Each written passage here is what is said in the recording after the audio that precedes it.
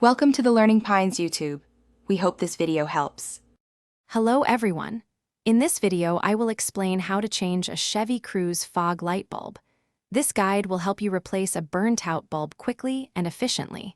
We will cover everything from preparing your vehicle to testing the new light. You will learn how to safely access the bulb, remove the old one, and install a fresh replacement. Let's get started and illuminate your path once again. First, ensure your vehicle is parked on a level surface and the engine is off. For safety, raise the front of your Cruze using a jack and secure it with jack stands or drive it onto ramps. This provides crucial clearance to work underneath. Next, locate the fog light assembly, usually found low in the front bumper.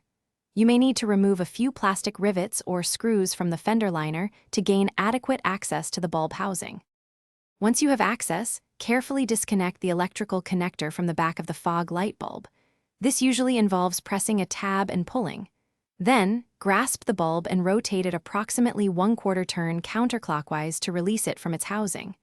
Gently pull out the old bulb. When installing the new bulb, such as an H8 or H11 type, avoid touching the glass with your bare hands. Insert it, twist clockwise to lock, and reattach the electrical connector. After installing the new bulb and reconnecting the wiring, turn on your vehicle's fog lights to ensure the new bulb illuminates properly. If it works, you can proceed with reassembly. Replace any fender liner clips, screws, or other components you removed earlier. Finally, carefully lower your Chevy Cruze from the jack stands or ramps.